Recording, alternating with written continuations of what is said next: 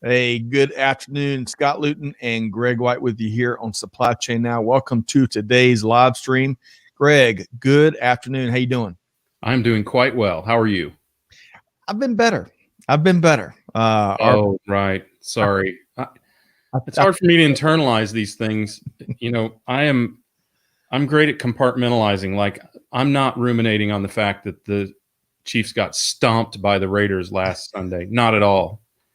So I empathize with the whole Braves situation. Yeah, that was a blast from the past, wasn't it? It really was, and it went from top of the mountain to the last 10 innings have been tough. But you know what? It's a new day. The Braves are still up 2-1, and we'll just see how it plays out. So, and as Clay said, Clayton Kershaw has a history of in the playoffs. So. From your lips to God's ears, for sure. So we'll see what happens. But hey, it's baseball. There's a lot bigger topics out there, and we're going to be fine just whatever takes place. The Dodgers are a very talented team, so let's see where we go from here. In the meantime, we've got an outstanding guest here today. So to our audience, we've got Kelly Barner with Buyers Meeting Point, one of our longtime friends of the show, one of the absolute business gurus, but in particular procurement gurus that you can learn from. I learn something new every single time. And Greg, we've got some neat stuff we're going to be talking about today, right? Well, she showed her stuff yesterday, didn't she? I mean, we got to see what her expertise can lend to an open conversation. So I'm so glad. I am too. Yep, I am too. So it's real funny. Just a couple days ago, she was in the comments, to your point, talking GPOs, and now she's with us here, and she's our featured guest. The world is such a small place. All right, let's say hello to a few folks before we share a couple of announcements. So Francois is tuned in via Norcross, Georgia, right here in the local metro Atlanta area. Great to have you here, Francois. Joseph Moretta, long-time listener, tuned in. Seems like it's been a while, doesn't it? It's good to have him back. Well, Joseph does a lot of keynotes. He's on the board for a supply chain group up in the Northeast, so I bet he's a pretty busy dude these days. Everybody works for a living, so right. That's right. Always forgiven. We're glad to have you here. We missed you when you were away. T-Squared via YouTube. Great to have you back. He's looking forward to today's supply chain. Oh, look how he puts this. Another looking regular. Forward to the supply chain management nourishment that's about to come. I like that. Yeah, I love it. Hassan and Tom Raftery. Tom Raftery's with us. We've got him coming up on a sustainability live stream in November. So, Tom, hello to you. From Nairobi. So no winter for Tom, right? That's right. So hello to everybody. Afreda and Mike Aver is back with us. So great to have everybody. All right. So let's do this. I want to cover, Greg, let's tackle just a couple of quick events. Yes. Right. We're going to this is going to be Bizarro Thursday, maybe. Really? Okay. Move things around a bit.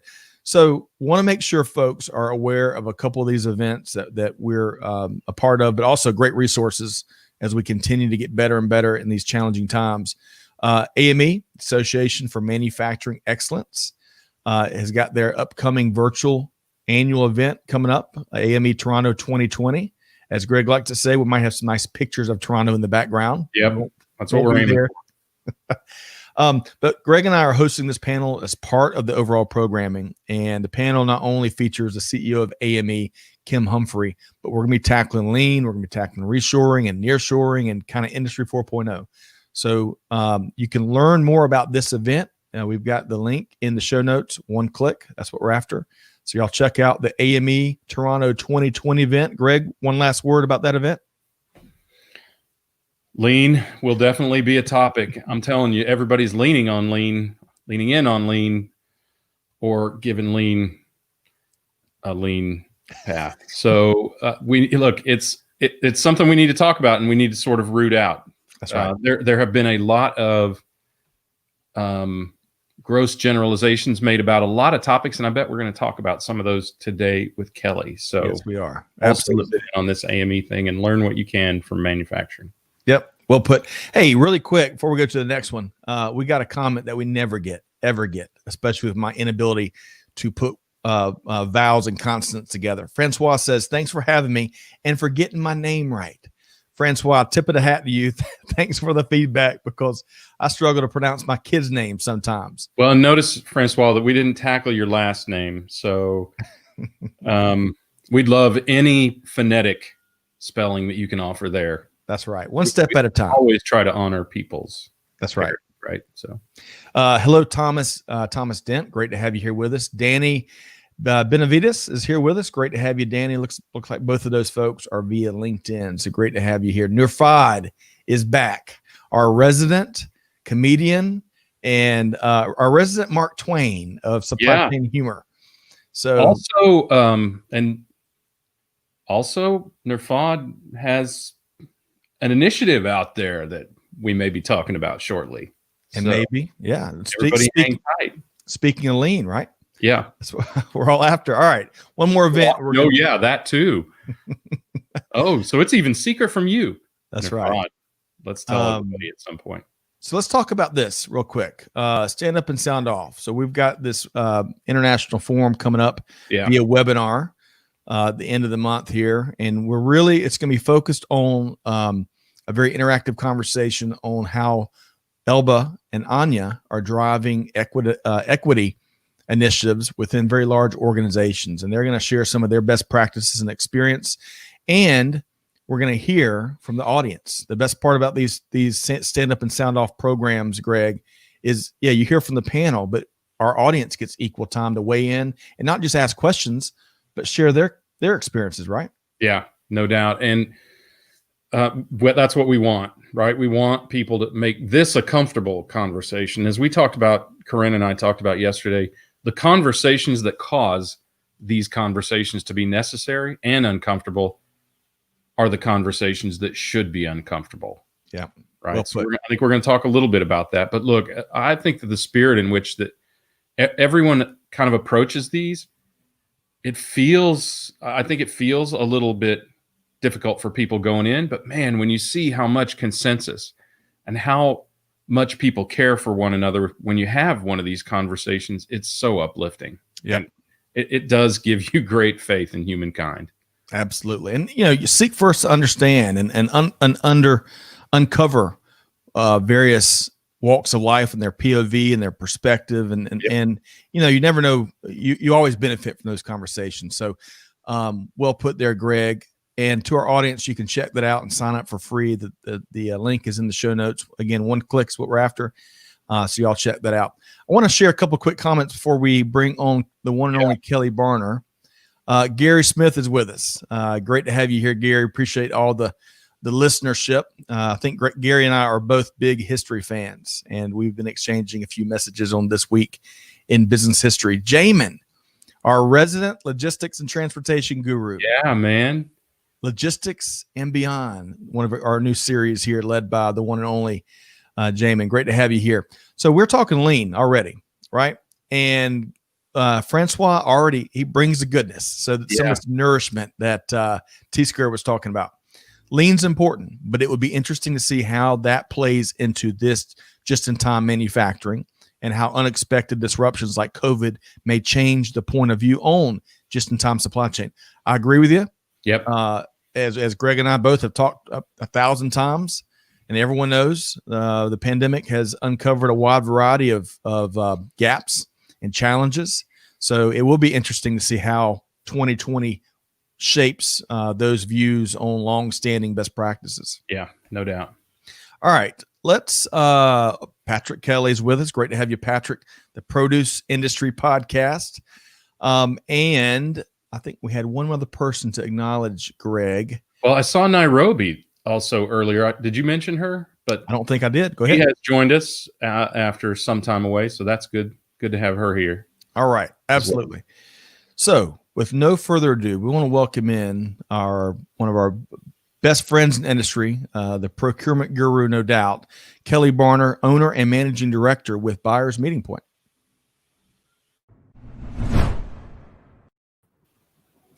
Hey, good afternoon, Kelly. How are you doing? I'm doing good. How are you guys? Doing much better now. Can't wait to hear. Can't wait to hear what you got. Yeah. So, Greg, I bet it's been 2 or 3 years since I first sat down with Kelly and featured her in a webinar with a webinar series that we were leading way back when. And incredible first impression. I learned so much, that proverbial 17 pages of notes. And I've been very fortunate, and our team here has been fortunate to do a lot more with her in the years since. So great to have her here with us on the live stream. And Kelly, for our audience's benefit, all three of them that haven't checked out your content and some of the things you're up to, tell us a little about yourself. Sure. So I'm a Boston girl. I'll make a special effort for you guys to speak slowly and put R's on the end of my words. They belong, right? Yeah, exactly. I'll sprinkle in some wickeds here and there. I ended up in procurement by mistake. My original plan was to major in English literature before 1700. So I was a Shakespeare girl. Wow. Clearly took a seriously wrong turn someplace. But I absolutely love procurement, got my start in the industry in grocery retail.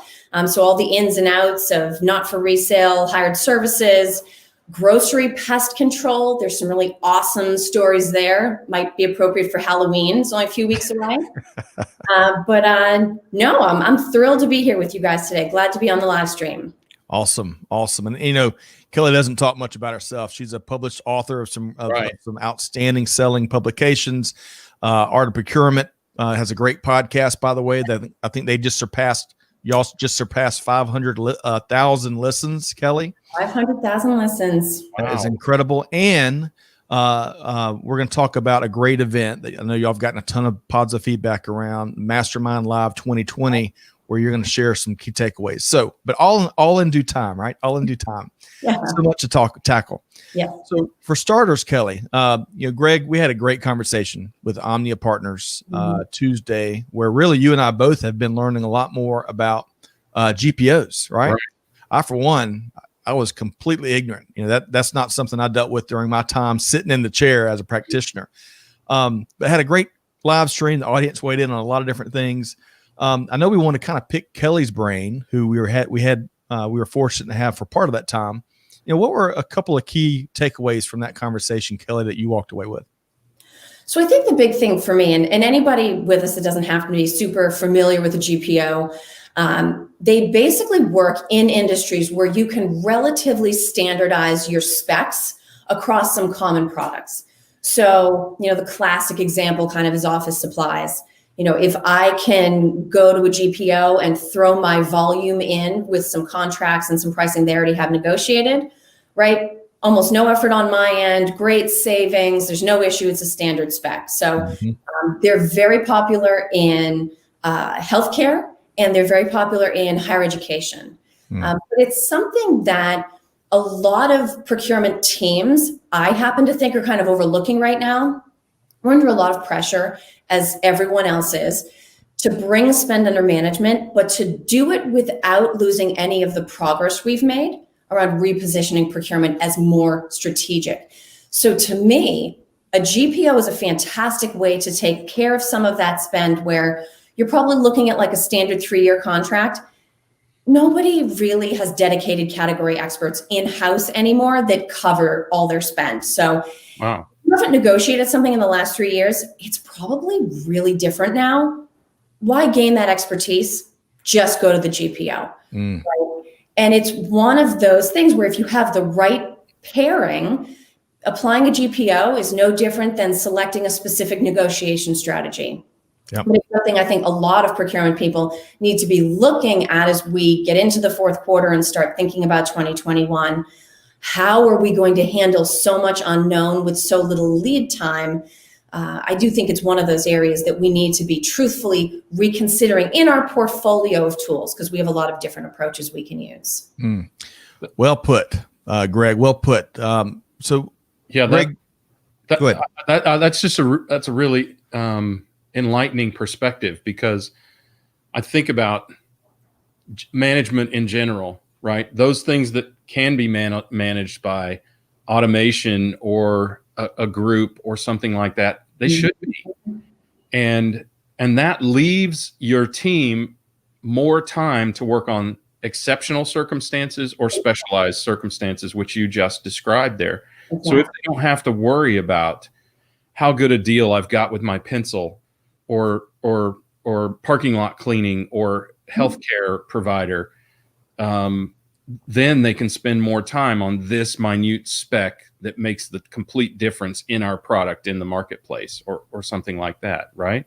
Absolutely. Yep. And it's still not a set it and forget it kind of deal. It becomes one strategic relationship that manages a lot of different product, services, categories of spend. So someone in-house still has to manage the relationship with the GPO, but it's really an effective way to bring spend under management at scale very quickly and not have any loss of value. Yeah, I also liked your remark about having experts that really know it, that come from those different parts of industry, and you've got that customized, the folks that know it, the experts, right, on whatever you're trying to negotiate. That's a big value that helps organizations move faster.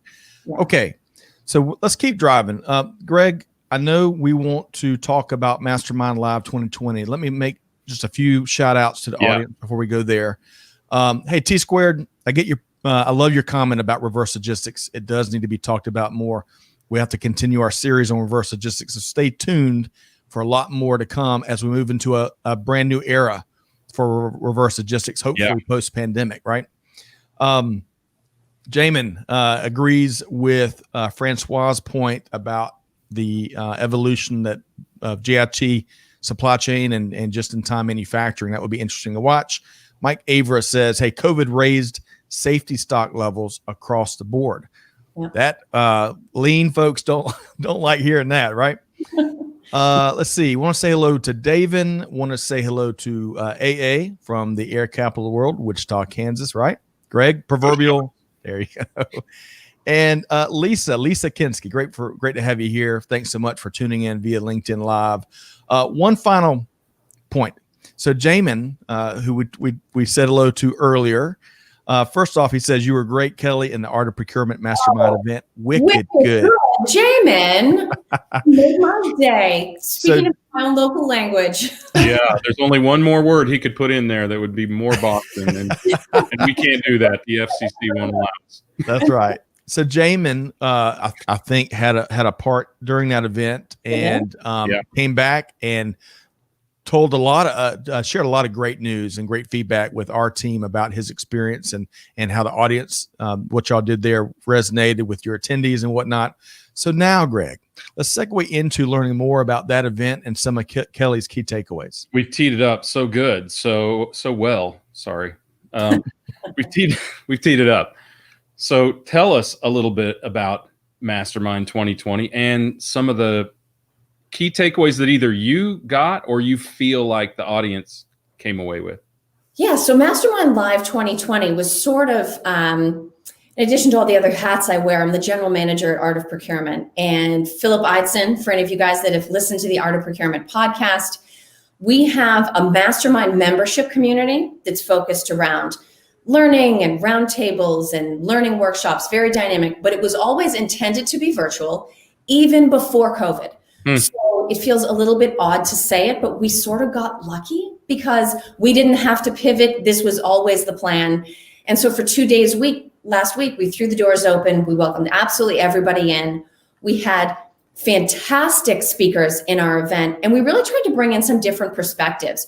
So for instance, we borrowed from you guys. We'd heard Stephanie Toom cover customer experience on Supply Chain Now. She is awesome, by the way. Amazing. And she was very kind because, corporate procurement, we're not really known for our customer experience. So when I said to her, so what exactly is customer experience? She said, good to know where we're starting. Like, yep, totally honest. And Jamin was fantastic. We had an opportunity to bring in a director from Thomas. Some people might know them as Thomas Net. They just recently released some research into PPE, which is something everybody's concerned about. And so Jamin did a fantastic job facilitating that expert Q&A session for us. But the big takeaways, I think, of all the experts we brought in and all the subjects we broached, it really was a very human event.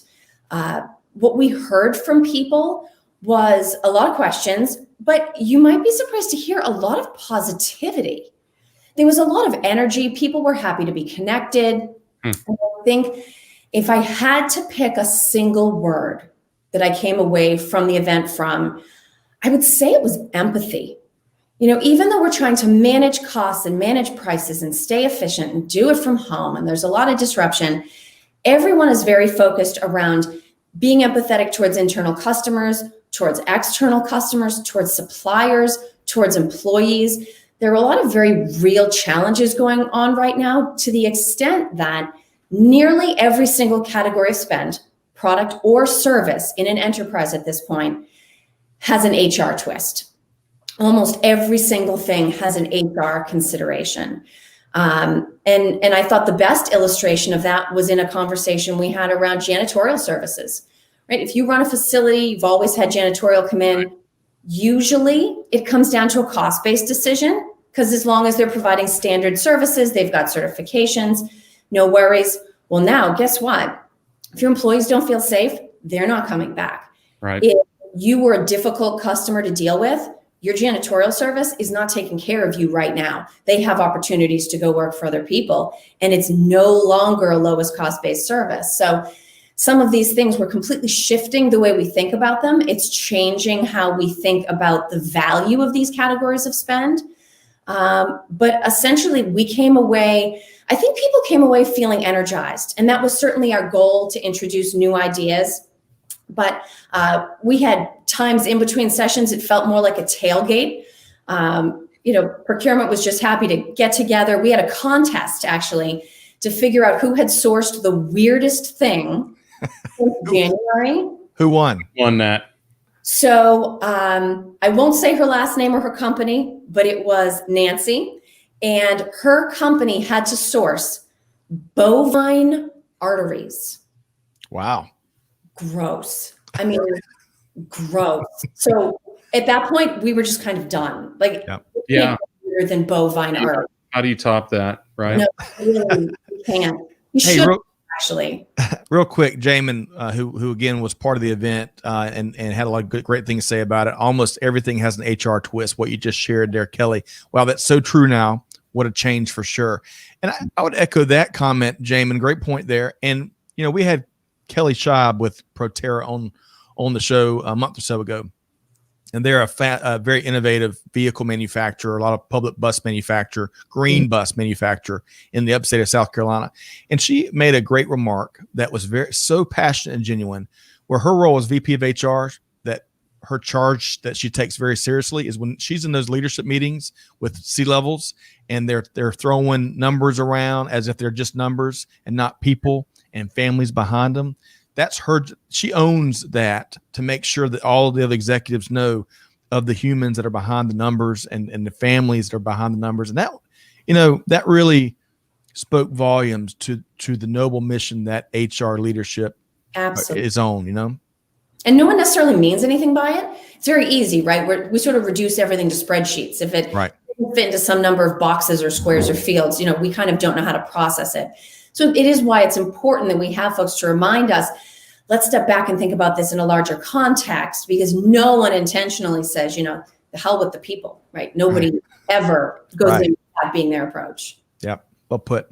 All right, Greg, didn't mean to steal your thunder there a little bit. That the people side of supply chain, we're all passionate about that, right? Yeah, of course. I mean, when you think about other takeaways, anything else jump out at you? Yeah, I mean, the positive edge, a few of the big statements that we heard, we had Jan Griffiths in. She's from Gravitas, Detroit. A lot of experience as an executive, as a sort of a motivational speaker and career coach. She actually had us all stand up. We felt a little crazy, but when Jan tells you to do something, you do it. Everybody had to adjust their camera, I'm sure. Oh, yeah. Just be exposed for wearing sweatpants. Hopefully, right? Hopefully. Yeah, right. Yeah, right. No for boxers on the group video call. Right.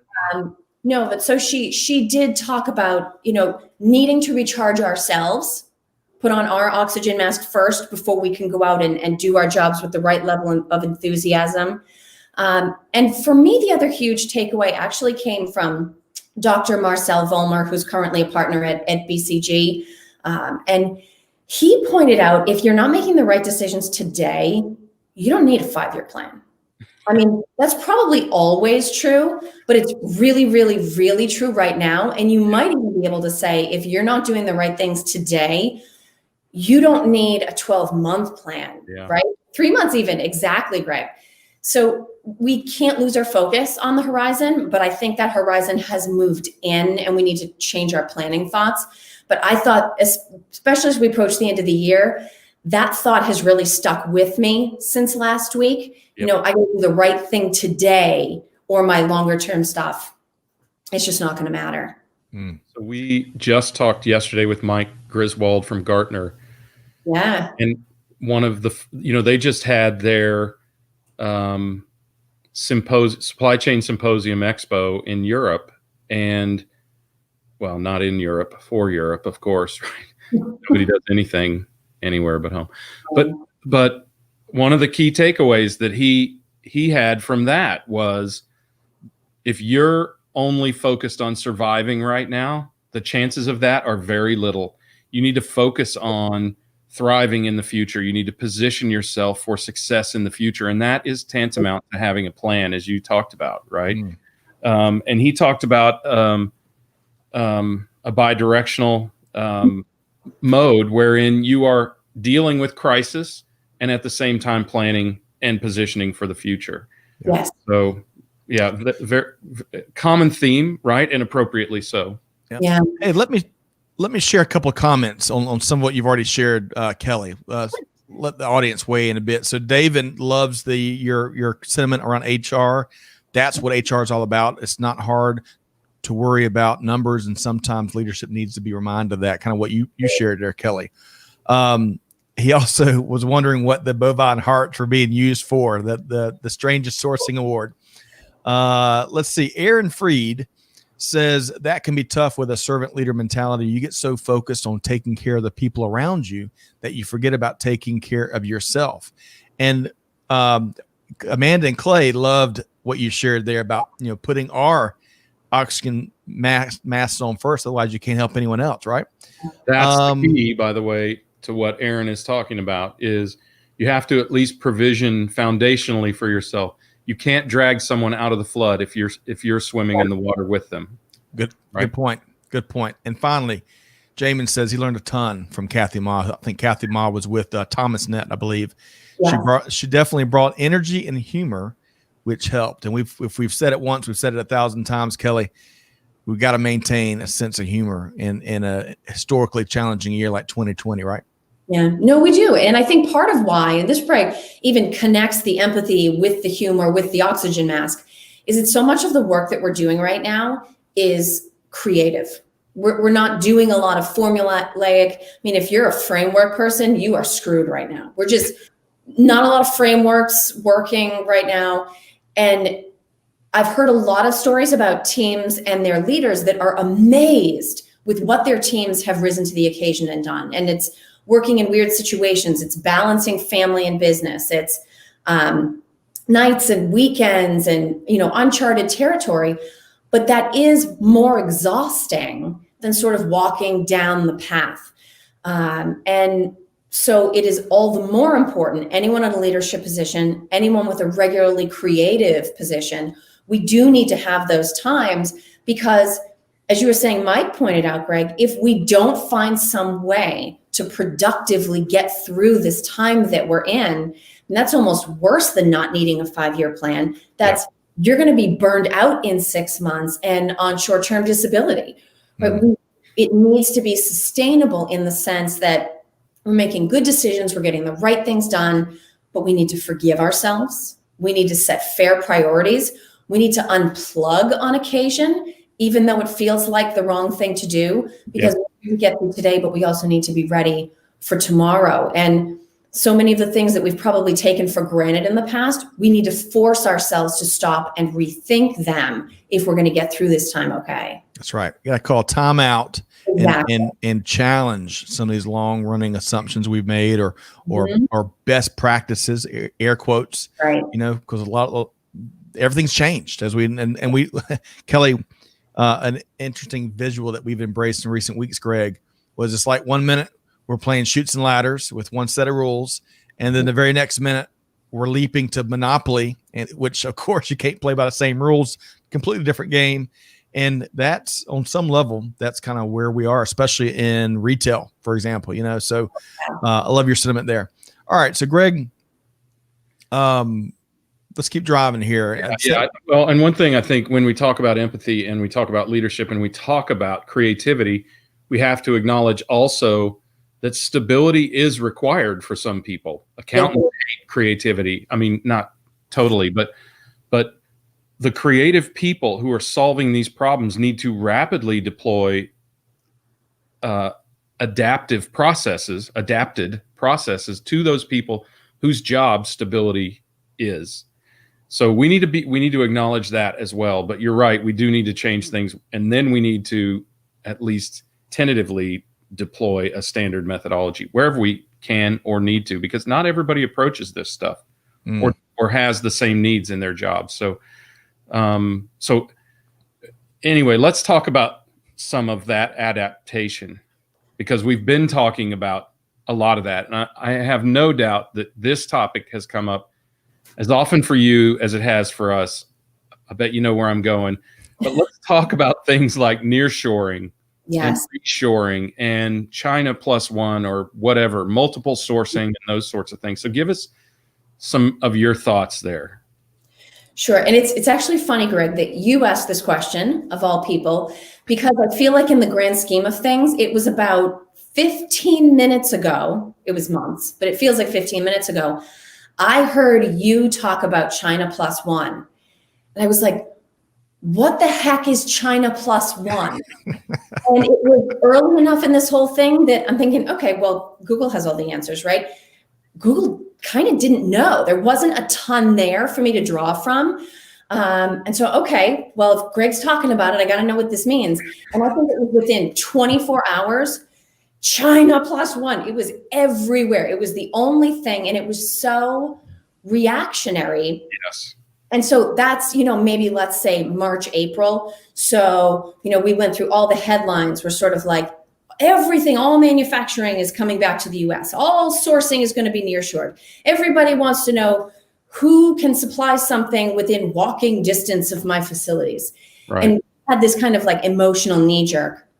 And what I'm starting to hear is this is actually the good side of the fatigue. Fatigue does have a way of bringing you back to basics. It brings you back to reality. And you think, okay, but do I have any idea how much that's actually going to cost? And when you start to think about that, whether you're talking about nearshoring or whether you're talking about having a pre-qualified, potentially contracted secondary source of supply, it's expensive to get there. It's expensive to keep it. And it may be expensive if you need to use it. Now, the additional cost, if you need to use it, may be justifiable. But then it's like, okay, how long is it going to be? Am I definitely going to need it? To me, it sounds like we've moved on to a refinement of that initial area where it's no longer just everything overseas or even everything China specific is terrifying and we don't want to do it anymore.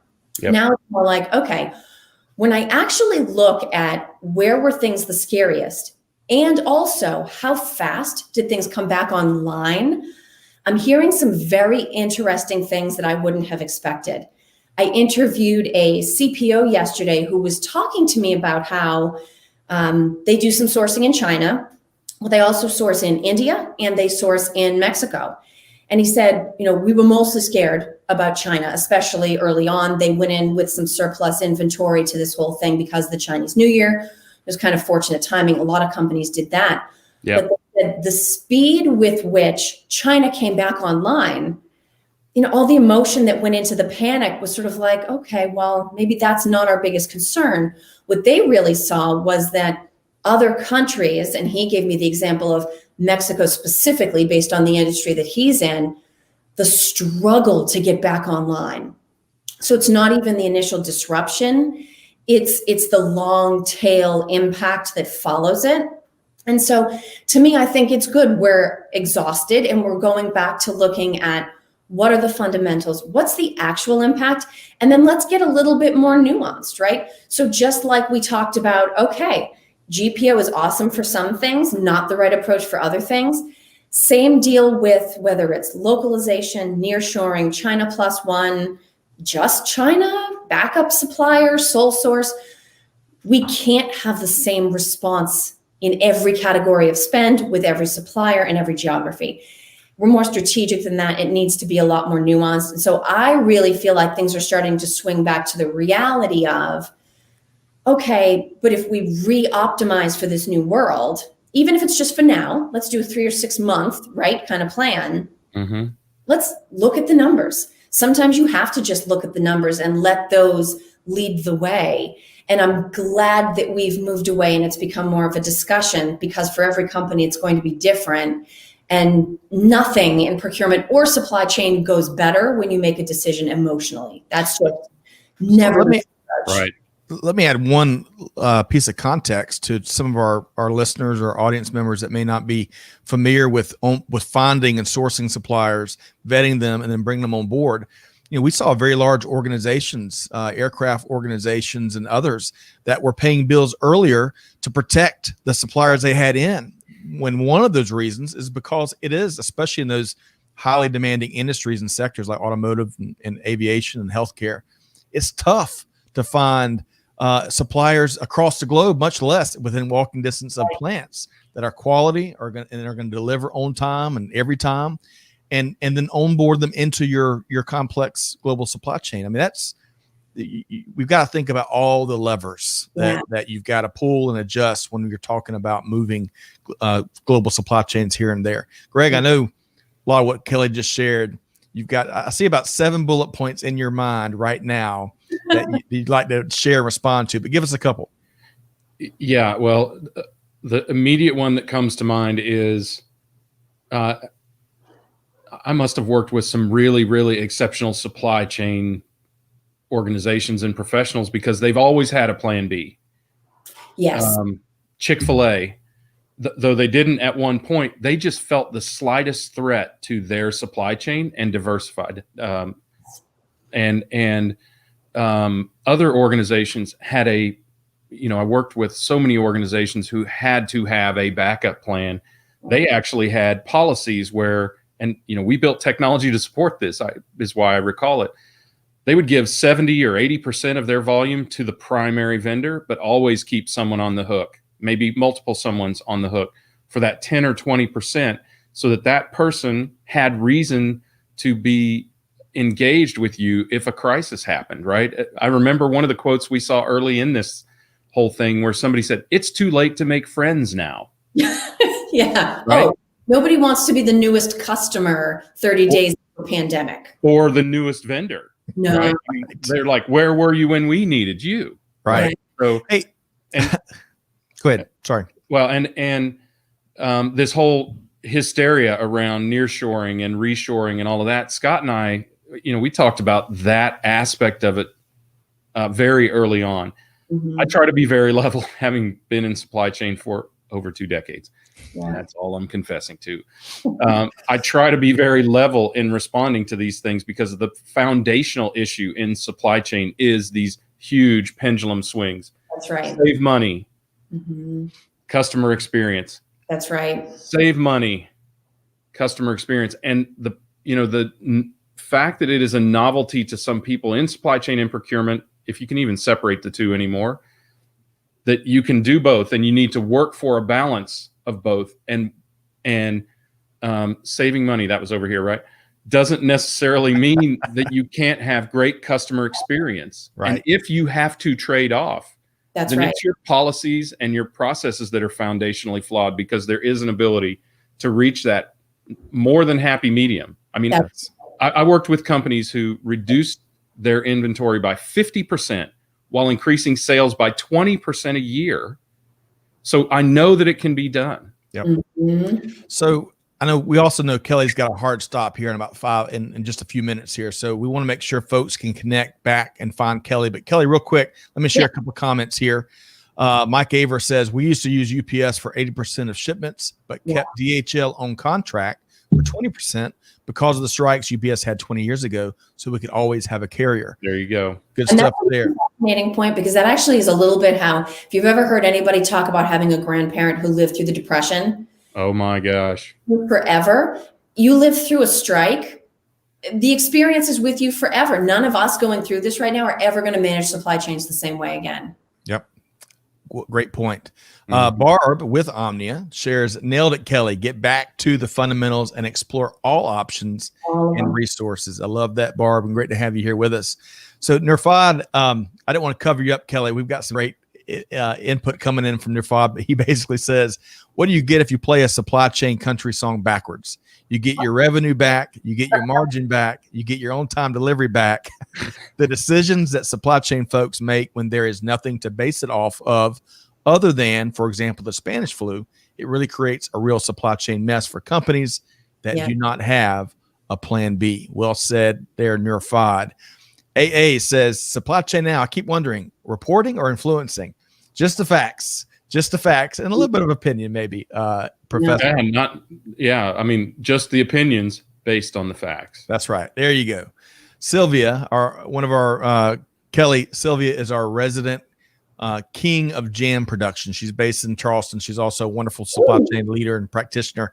She says she'd love to hear about HR success stories during the pandemic. Looks like they've got an organization, GACC South. It's been a great resource for her to find that sound balance between labor law, regulations, and the needed changes for your team. Simple reclassification of non-exempt to exempt status. Good stuff there. So much to cover, Kelly. I knew that it was going to be a fast-paced conversation today, but we're going to have you back. Congratulations on yet. You're like Ty Cobb or Joe, who's I'm showing 57 game hitting. You're showing your baseball history knowledge is what you're doing. I can't think of a famous Yankee that currently holds the all-time hitting streak. That's because I'm from Boston. It's my Boston vibe erasing your. Don't give her Yankee example. She's a Boston Red Sox fan. Yastrzemski or anyway. My point is, you've had a string of hits, hit after hit after hit, and Mastermind Live 2020 seems to be just the latest one. Great. How can folks, connect with you and be a part of this global community you've been building? Yeah, absolutely. There's a bunch of ways. Buyers Meeting Point on either LinkedIn or Twitter. Me personally on LinkedIn, Kelly Barner, or you're certainly welcome to email me, kelly@buyersmeetingpoint.com. All of those ways, I'm always looking forward to hearing from people. So please do reach out if we're not already connected. We can either continue the conversation or we can simply just follow each other's trends on social. Outstanding. Kelly, always a pleasure to reconnect. I really appreciate our whole team appreciates the thought leadership you're putting out there. Greg.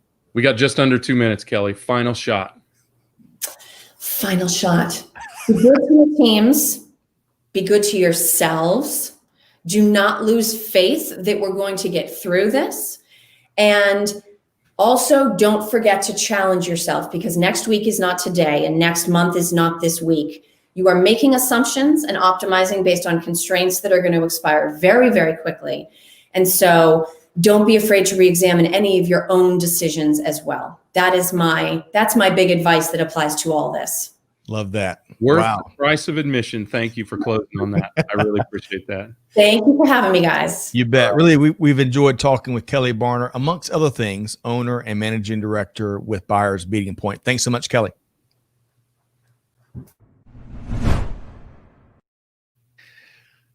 And I love talking with Kelly. She has. It's interesting how quickly she can process what's being said and give you a hot take that is as good as what Greg White gives you with his hot take. I learn something new every time sitting down with Kelly, and of course the procurement space in particular being as critical and in the equation right now. I mean, this is a lot of good stuff delivered here today by Kelly. Suddenly, don't you feel very validated that Kelly agreed with our early on predilections regarding COVID and all of that? I feel so much better knowing that she agrees. I almost feel right.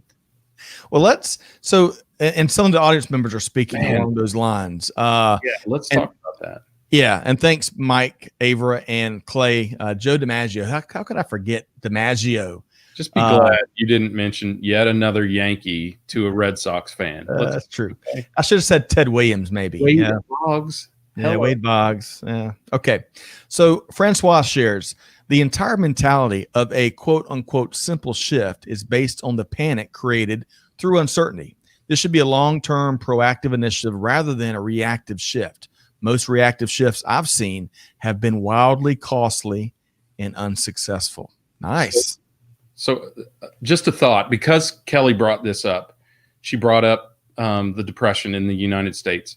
I would encourage folks to go to whichever it is, Netflix or Amazon, and watch I think it's just a 2 or 4 episode series about the Dust Bowl from my part of the world, a constant 7-year disruption. And just about the time you thought there was hope was dashed. And the mentality that came out of that, my great grandparents and grandparents were alive till I was 23 or later. And I heard about that. It's funny that she mentioned that, being raised by people from the Depression. It was very interesting, their perspective, but they were never, ever, ever caught on the back foot again. They were very level. They responded to things as Francois is addressing. And I think, as Kelly says, we'll see a lot more of that, especially now, right? This is a very hysterical and hyperbolic time. Everything is a big deal. We have to acknowledge that while a big deal, as a great friend of ours said, and I can't guarantee this is his quote specifically, let's not sit back and admire the problem, right? Right. Let's move ahead. Let's keep driving, as you say, Scott, and let's progress in the situation that we're faced with.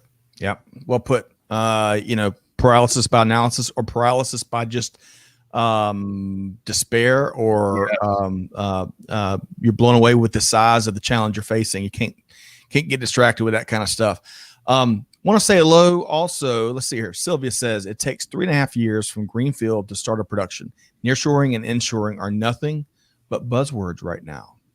Interesting there. Tom says Kelly's point was spot on. We're going through an anxious time. It is super important to be aware of that when dealing with people and be empathetic to the fact that they are likely going through stuff. Well said there, Tom. Yeah, very well. Yep. It's front and center more. I think this empathy that Kelly's talking about, I think it seems like a lot more folks are embracing that and being aware of the challenges you might see behind the Zooms and behind the conference calls and behind the emails. So that's good stuff there. Gary Smith, always have a plan B or C or D. Agreed. We got to say hello. One of our favorite people, Jenny Froome, is with us from the outstanding SAPIX organization. Jenny, hope this finds you well. I think they're on YouTube, and we're looking forward to collaborating with you in November. Yeah, and still awake because it's late her time. It is late her time. That's right. Late. So, Greg, before we wrap, and hey, to our audience, I know that as we get later in the hour, folks, the emails are piling up and conference calls start again, maybe after you've had a chance to eat a sandwich. But if you share one of your key takeaways from what Kelly Barner was sharing with us earlier today, I'd love to read through those. But Greg, we've got a little bit more work to do, some more heavy lifting to do. Let's talk about the Automotive Industry Action Group, AIAG, Supply Chain Summit. Yeah, well, we've been doing interviews for that summit with some fantastic people. Yesterday, we interviewed someone from Ford Motor Company. What would you guess? 24, 25 years old? An amazing mind and future leader of probably America, but definitely within Ford, working on their electric vehicle program. So blown away. Amazing. Amazingly intentional individual. So it's that kind of thing that you're going to get. It's not just automotive. And that's what I felt was purpose-driven, intentional, obviously a big fan of automotive and working for one of the largest companies in the world. But the value of that. As we've said, automotive can teach us all a lot about procurement and about supply chain in general, about plan Bs and Cs and Ds. Yep. And about deeply tiered supply chains. They have as much as 7 tiers of suppliers in automotive. So, man, listen up. Yes, definitely. Hey, we got to say hello to Kim Winter is with us. So Kim leads a global recruiting and talent group. He also has a great video podcast. You can check him out via YouTube. But Kim, great to have you here. We're looking forward to reconnecting soon there. Also never sleeps because it's 8 hours plus 8 where he is. So going back to Jenny. Jenny says it's only 7 p.m. So I knew I should have broken out my abacus as I try to calculate time zones. She's right. It's confusing her location with Dubai, actually. Yeah, it is. One last note on this AIAG thing, because it's really important. Folks, they make it really inexpensive, especially in these challenging times. Some folks are still dealing with quarantine and lockdown. $49 for a non-member to really engage in kind of that community that Kelly was describing. It sounds like was really successful with her event. Not only can you learn best practices, but you can connect with folks and feel more connected to what's going on in industry. So we've got the link to this event. It's coming up in November 5th. One click in the show notes. Y'all check it out. And we'd love for y'all to join us there at that event. All right, so we've got a couple of the comments, Greg, I'm going to throw down, let you comment on. So AA says, hey, adding your comment, Scott, keeping aircraft supplier partners financially mobile is a good trade-off. It takes a lot of effort to create a reliable supply chain for an aircraft BOM. Right. Restructuring the network for even a component or its critical tier-down parts becomes more very expensive, to say the least. Completely agreed. Yep. I know you're familiar with that, Professor, because you're in air capital city of the world where they have a lot of aviation manufacturing. Greg's hometown. But great point. Greg, elaborate on that. Well, I see it firsthand. My very best friend in the whole world, Brian Detain, is you just shot me in the heart, Greg. You just absolutely very best friend in Wichita, Kansas, Brian Detain. How's that? He works for a tier 2 or tier 3 supplier, and I have heard stories over the occasional cold beverage about how difficult it is for them to source. So they source landing gear and other component parts of aircraft, and the intricacies of that and the number of parts that go into a bill of materials there is unbelievable. But I think it goes to the principle of that you were talking to, Scott, around supporting those most mission critical, those critical path suppliers. You can't do the job without them. At the very least, be kind and supportive of those. It has nothing to do with aircraft, but I did a study some years ago. The best customer to have as a procurement organization, if you're a supplier, is the Billy Graham organization. They always pay their bills 10 days early, every single time. And whenever they need anything from their suppliers, they get it. So if you don't have to do that, but if you treat your partners fairly, they're going to treat you more than fairly in return. Right. Yeah. Great point. Yeah. The bomb, as the folks refer to it, bill of materials, massive. I mean, think about all the different components and parts that go into a multi-million-dollar aircraft. And of course, it's got to keep it in the air, right? So you've got That's right. That's right. So great point. I appreciate you making it. Hey, Nurfad says automotive has been his bread and butter for the last 10 years. So he's going to take a look at the AIAG. And you know what, Nurfad? Maybe they can add you to the program for a little extra levity, right? He is in Windsor. Literally, if they were doing this physically, he could drive across the river to Detroit and go there. Well, all right. So really enjoyed Kelly. I knew we wouldn't have enough time to get to all the different things that she could speak to. We're going to have her back. That procurement space is such a fascinating space. Always has been, but even more so right now. Would you agree? Yeah, undoubtedly. I mean, if as much light as it is brought on this broad supply chain, we have heard some absolute horror stories in regard to the specifics of procurement, right? Yeah. Vendors going away, or goods being stripped away by new or current customers. Yeah, I mean, it has brought incredible disruption to that marketplace. And at the same time, I got to tell you, we have seen some amazing adaptation in the procurement space. But yes, I have never heard so much about procurement as I have this year, right? So I'll scroll. I completely agree. Scrolling back up through some of the comments here, and we were talking about the board game switcheroo, and David says, and when you're switching from Chutes and Ladders to Monopoly, you're missing half of the pieces to the Monopoly set. That is kind of what it feels like a lot of times, David. Good point. In your kid's toy box, David. That's right. Probably the bottom. So Mike was talking about getting things 10 days early, which cuts down on the cash conversion cycle. I'm not sure if he's referring to something you or Kelly said, Greg, or maybe an earlier comment. The Graham organization pays their bills 10 days early. So they weren't worried about that. The truth is, this whole dragging people thing, it doesn't create cash. It just shifts when you pay the cash. If you think about it, yeah. I worked for a retailer that did that. We routinely, and as a matter of course, dragged our vendors, which meant paid them 10 to 30 days late. And all that did was shift that cash outflow by 30 days. It doesn't change the cash cycle as such, right? Yep. Good point. Creates a bunch of ill will amongst other things. Darn Skippy, let me assure you. So, hey, we're going to be wrapping up today's live stream. This has been what a week of live streams. I think we knocked out 4 this week, if I'm not mistaken, Greg. But to our audience, y'all check out if there's something that we mentioned that you can't quite find, or if any of our shows, anything we talk about, you can go to supplychainnow.com and learn a lot more information. You can even hit us up via the website.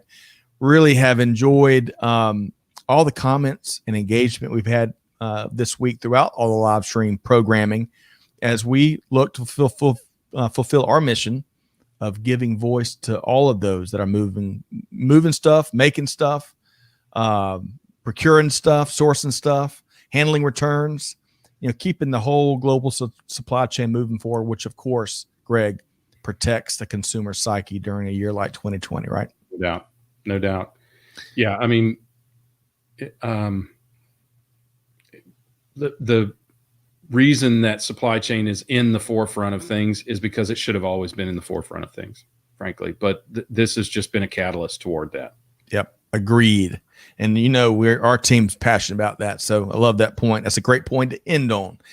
So to our audience, hopefully you enjoyed Kelly Barner's thoughts as much as Greg and I did. Really appreciate you bringing in the comments and bringing that voice. Our audience is one of the brightest out there, and they always deliver. So to all of our audience members, hey, we're wishing you all the best here, all the best from our team on behalf of Greg White and our entire team here. Hey, do good, give forward, and be the change that's needed. And on that note, we'll see you next time here on Supply Chain Now. Thanks, everybody.